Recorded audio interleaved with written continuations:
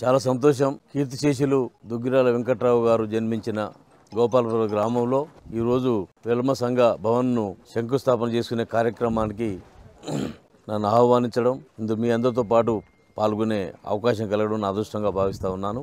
తొలుతగా తెలుగుదేశం పార్టీలో నేను దుగ్గిరాల వెంకట్రావు గారి శిష్యుణ్ణి.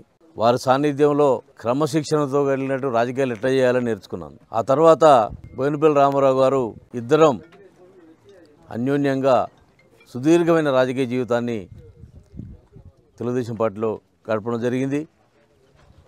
ఈ గోపాలపురం గ్రామం అంటే నా సొంత గ్రామంగా నేను భావించాను.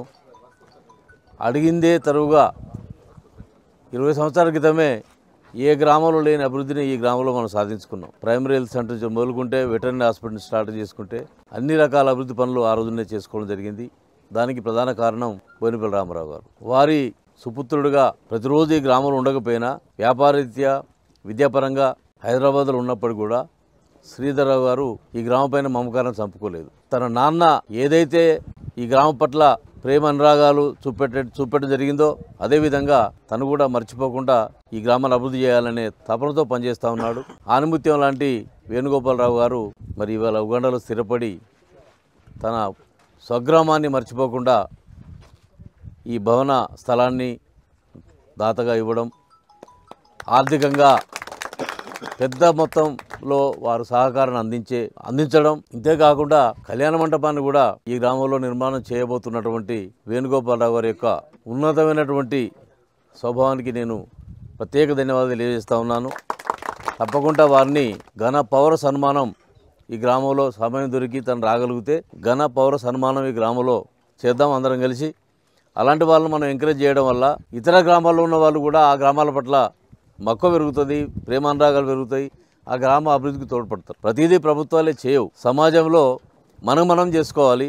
మన దాంట్లో పేదవాళ్ళని ఆదుకోవాలి, ఉన్నవాళ్ళు ఆ గ్రామాన్ని ఆదుకునే ప్రయత్నం చేయాలి. ఆ విధంగా చేసినప్పుడే ఈ సంఘంలో సొసైటీలో మనకంటూ ఒక గౌరవం మర్యాద ఉంటుంది. మరి పెద్దలు చెప్పినట్టుగా తప్పకుండా వెల్మ బిడ్డలు కష్టజీవులు, కష్టపడతారు, గౌరవంగా ఉంటారు.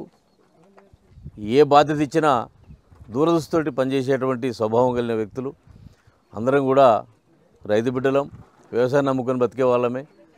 క్రమక్రమంగా ఉద్యోగరీత్యా వ్యాపారరీత్యాల ముందడుగు వేస్తూ ముందుకు సాగుతున్నటువంటి మీ అందరి యొక్క ఐకమత్యం సుదీర్ఘంగా వర్ధిల్లాలని కోరుకుంటూ ఈ గ్రామంలో ఏ విధంగానైతే సంఘానికి ఉపయోగపడేటువంటి ఈ యొక్క మంచి సంకల్పంతో కార్యక్రమం చేపట్టినారో ఆ విధంగా అన్ని గ్రామాలలో ఇది అందరికీ ఒక ఆదర్శం కావాలి.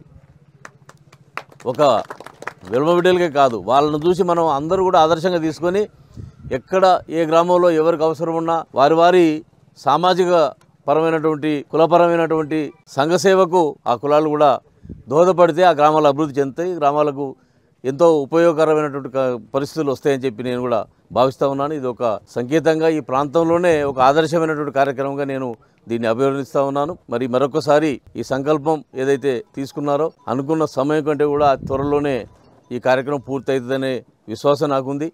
శ్రీధర్ మరి ముందు పడ్డాడు, వేణు తన యొక్క దృష్టి ఉంది.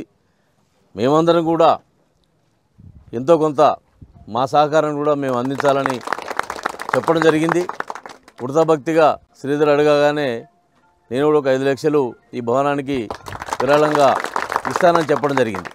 కనుక ఇది ఒక్కరికి ఉపయోగపడేది కాదు, గ్రామం అందరికీ ఉపయోగపడే కార్యక్రమం కనుక అలాంటి వాటిని మనం ప్రోత్సహించాల్సిన అవసరం ఉంటుందని చెప్పి భావిస్తూ మరొకసారి నిర్వాహకులందరినీ కూడా మనస్ఫూర్తిగా అభినందిస్తూ ఎలాంటి అరమరికలు లేకుండా ఏ కమిటీ అయితే మీరు నిర్దేశించుకున్నారో ఆ కమిటీ ఆధ్వర్యంలో చక్కగా కార్యక్రమం నిర్విఘ్నంగా ముందుకు పోవాలని చెప్పి మరొకసారి మీ అందరికీ కూడా సూచన చేస్తూ ఉన్నాను.